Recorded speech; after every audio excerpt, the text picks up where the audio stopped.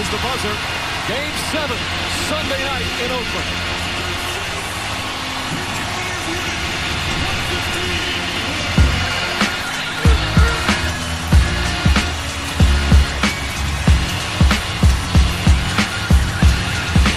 Another dominant performance from the Cavs. And we still have not had a close game in these finals. It's game day! Game 7 in about 40 minutes. About 6:20 Central Time right now. But it's about to go down. The NBA champion is going to get crowned. Can the Cavs come back from 3-1? We'll see, baby. Everything for the marbles tonight.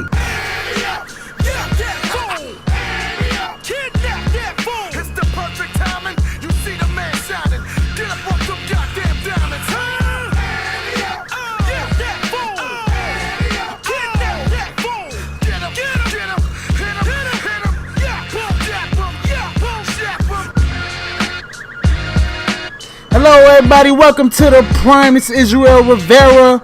Tonight's Game 7 preview. Tip-off is about 40 minutes away. It's 6:20. We're going to keep it real close and tight today. 20 minutes of the podcast. We're going to try and wrap it up a little early. Go over a little stats. Go over what I expect is going to happen tonight. It's going to be bananas. The Oracle's getting ready.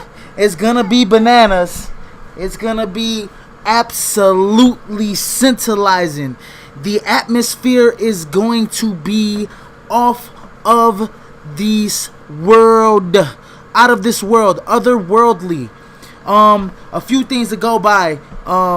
Let's go over the series history. Golden State went up 2-0. Probably I think it was the two games that were the highest blowouts in NBA Finals history, if I'm not mistaken.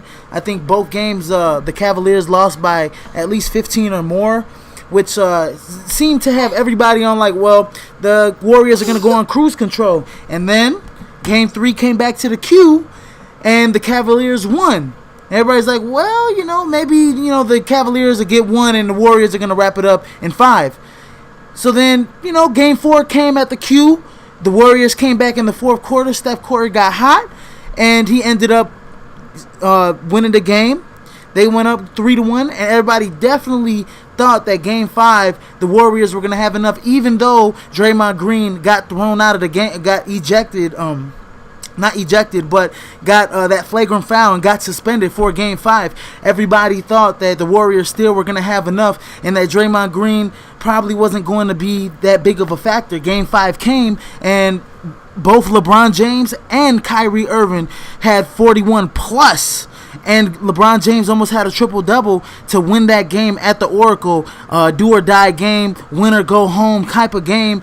And basically, it was virtuoso performances by both of their superstars. So, comes down to it, the media is like, well, Draymond Green kind of hurt himself. Kicked him out. He's the one that acted upon to keep hitting below the belt, which pretty much is a no-no in this league. But he's done it too many times in these playoffs to make us, not look at it as it's accidental. It's something's got to go wrong with Draymond Green. Every time he falls to the floor, he's hitting his leg up. So he was suspended for Game 5, and Game 6 comes, and he's in Game 6 at the Q, and LeBron James has another virtuoso type performance, and Draymond Green proves to not be a factor at all in Game 6. So now we're here at Game 7, the pinnacle of the NBA season, the top of the mountain. Who is going to claim their stake as the champion in these finals? Is it going to be Kyrie Irving and LeBron James going off again? Or is it going to be Klay Thompson, Steph Curry, and their strength in numbers in the terms of the Golden State Warriors? We're going to go over a few stats, and this is pretty much, everybody has noticed this from watching all the games. LeBron James is leading everybody, both teams, both sides, in every single major statistical category. He's first in points. He's first in assists. He's first in blocks. He's tied for first in rebounds, and he's first in steals. LeBron James has been a monster this series, and if they win tonight, and they're going to, if they win tonight and he has another virtuoso type performance, he is getting MVP. There is no doubt about it. Nobody else is going to get this MVP. LeBron James has 181 points, 68 rebounds, 51 assists, 13 blocks, 16 steals. Wow. That is otherworldly. And for everybody who wants to say that LeBron James is not the greatest player in the world, look at those stats. Take a snapshot of it with your phone and just keep it in your memory, because he is great. And when you see a player like that, this is a once in a lifetime type of player. You don't see many 6'8", 260 pound, 275 pound ripped point forwards that can play every single position. I don't even have a position for LeBron James. He's just, let's put G, because he's great. G, because he is great. He could put him at the 1, the 2, the 3, the 4, the 5. It does not matter. LeBron James is going to get his every single night. And especially when you hear a lot of chirping in the media, especially when you hear a lot of chirping amongst fans, especially when the media doesn't really recognize you in terms of, oh, is he the greatest player? Oh, does he even have it anymore? Oh, his jump shot's pretty much not there anymore. He can't do anything against the Golden State Warriors. He proved that he can take this team to their limits. Now, Oklahoma City, it's almost in a reverse role. Oklahoma City was up 3-1 against Golden State in the last series, and Golden State ended up coming back, forcing a Game 7 and winning by 10. Now Golden State is in the opposite role. They're the team that was up 3-1 in the finals, and Cleveland Cavaliers are coming in to this game with all of the momentum. They're coming into this game with all the heart. They're not banged up. Everybody's healthy. And they have belief that they can win this championship. They have changed. They have made the adjustments to put themselves in this position. And they are looking like the favorites to me going into this game. Just because I'm not betting against LeBron James. I don't care if you throw out Steph Curry, Klay Thompson, Draymond Green, Harrison Barnes, who's supposed to get a lot of money next year. LeBron James trumps all of those guys. The game is going to slow down, and LeBron is going to be the mastermind. He is going to be the mastermind and the guy that is going to basically pace the game. They're going to go by LeBron's pace. He's going to slow the game down, and he is going to put on another virtuoso performance. Let's put it like this. Don't hate, everybody. Appreciate. When you see greatness, you need to appreciate this. We seen Mike. We seen Kobe. And we're still seeing LeBron. And we could say Andrew Wiggins or whoever is up next, or Paul George or whatever. We're going to see them too. But right now, it's LeBron. We're seeing LeBron's greatness. Now, on the other end, if you're the Golden State Warriors, get back to the basics. the last couple games, you guys have been stagnant. It looks like you guys has been having sweaty palms. You haven't been playing with the same comfortability, the same intensity like you've been playing all playoffs and all season long. Now, I am going to say this. The Golden State Warriors just came out of a 7-game series, mind you, against the Oklahoma City Thunder. And so they're pretty much, they got that experience like, hey, we've been in a game. We were just in a game 7. So we're going into this game 7 with a little bit of more comfortability to play against one of the greatest players of all time, and they're going to believe that they could beat them. They're going to have the crowd behind them. They're going to come out with the intensity, the drive, the determination. I expect the ball to move around a lot. But to win this game, Golden State Warriors just has to get back to the basics. Get within yourselves. You're a great defensive team. Play on a rope. Move the ball around. Get Steph Curry open. Get Klay Thompson open. Harrison Barnes has to show up. I feel like he's been the difference in the last couple games. He has not shown up. He has been a Houdini. He's disappeared. He's disappeared from the series. And he's been pretty much the X factor for the Golden State Warriors anytime they win a game, defensively, offensively. He needs to pick it up. And that's why they have Iguodala pretty much on LeBron, because they know Harrison Barnes can't keep up with LeBron the whole game. In terms of defensively, he's going to wear himself down. They need Harrison Barnes' offense. They need his three-point shooting. They need him to cut. And Harrison Barnes needs to show up if they want to win tonight. I don't think Andrew Bogut's going to play. Didn't see the final injury report here, but they do have Festus Ezeli to put in there. They need to stop throwing these errant passes. No, it's KYP. Know your personnel. Festus Ezeli, you can't throw these dart passes to a center that is not accustomed to having good hands. He doesn't have good hands in the lane. So you throw a pass trying to thread the needle, Festus Ezeli is going to bobble it, or it's going to be a turnover, or he's not going to be put in the right position to get a score. So the Golden State Warriors, all they got to do is get back to the basics, swing the ball, get within their rhythm of their offense, get that momentum and energy from the crowd, and I guarantee you, if they do that, they'll beat the Cleveland Cavaliers. Now, there's a couple things that you have to do. You cannot let LeBron James go off for these 40-point games. You can't let him go off for 40 points.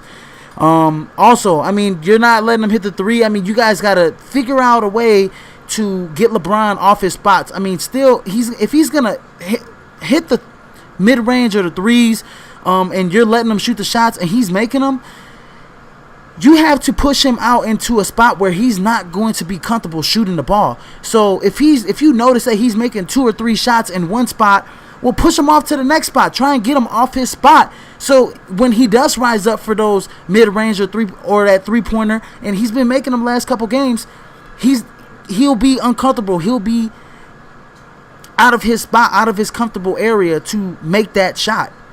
So that's what they have to do. He's going to get to the rim. He's always going to get to the rim. That's his nature. He's always been a beast going to the lane. But if the Golden State Warriors don't want him to keep making open shots, they need to get him off his spot, get him off his rhythm, direct him to other locations where he hasn't been hitting his mid-range, where he hasn't been hitting three-pointers. But then, again, LeBron James is one of the greatest players of all time. So pretty much everywhere on the court he can make a shot. So they have to make sure to contain LeBron, make sure that he doesn't get everybody else in rhythm. J.R. Smith, Tristan Thompson, if Channing Frye's out there, he'll probably Kevin Love, Kyrie Irving, Iman Shumpert. It's pretty much a 7-man rotation. Richard Jefferson. So pretty much the Cavaliers, they're going to see the Warriors come out with a lot of intensity, and they need to match that intensity. So for the Golden State Warriors, contain LeBron, and then the next thing, don't let him get off. Don't let him get everybody else included, Iman Shumpert, Mo Williams, Richard Jefferson, those guys. And then make sure you can contain Kyrie Irving. Make sure you don't let him get into his rhythm, get into his comfortable shots in his comfortable area. You had to get him off his rhythm as well, because once he starts getting it clicking, then LeBron James starts getting it clicking. Then they're just working on all full cylinder. Those two guys are the main reasons why the Cleveland Cavaliers are in this position. They have been sensational the last couple games. So the Golden State Warriors know what they have to do, and they just need to get back to basics, get back to the best player defensive rating of the season. They are just a amazing defensive group, but they're not going to have quite the win protection probably tonight. And if Bogut does go, I mean, he's not 100%. So the Cavaliers are definitely going to be challenged the first 5 to 6 minutes, 7 minutes of the game, but I think they could waver the storm, and I think LeBron James is going to slow the game down, keep it at his pace, keep it at a pace where they know they need to keep it at. Okay?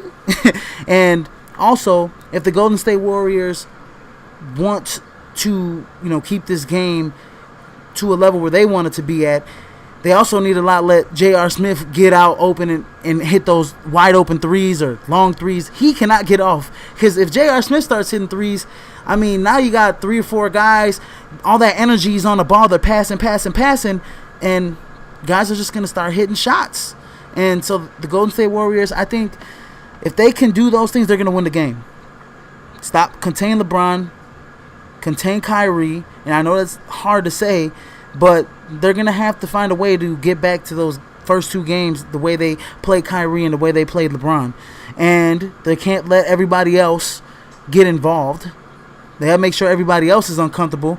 And don't let J.R. Smith don't let him get into his rhythm. Make sure that he doesn't hit those threes. Make sure he doesn't hit those off-balance threes to give them momentum, his team energy. So, with that all being said, this one's going to go down for the ages. I think this is going to go into overtime, and I think it might come down to whoever has the last possession. And if it's in LeBron's hands, I like LeBron's chances of making that shot. So, if I make a prediction, I would go 112-110 Cavaliers. 112-110 Cavaliers. And they will be hosting the trophy up tonight. And all of Cleveland will finally get a major sports championship in over 50 years. Wow. Just put that in perspective. That tonight, the city of Cleveland just might get an NBA championship. That city, hardworking, blue collar, deserves to have a major sports team be a champion. They sell out Browns games, they sell out Indians games, they sell out Cavaliers games. That city is what America, the staple of America, was built on. Hard working, middle class people. Blue collar.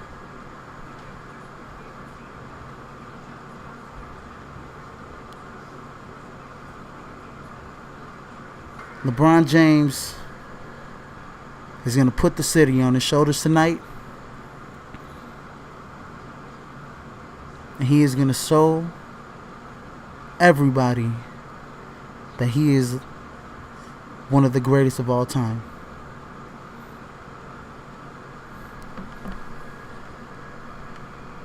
Everybody, comment. I'll post this on Facebook, YouTube, Twitter, LinkedIn.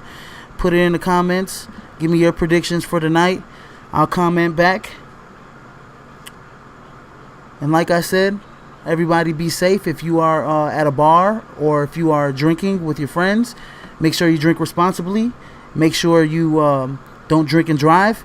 And I hope everybody sits back, has their popcorn tonight as they're watching the game. And I hope everybody gets to see one of the greatest games to be played on the basketball court. And with that being said, But in case I don't see you, good afternoon, good evening, and good night.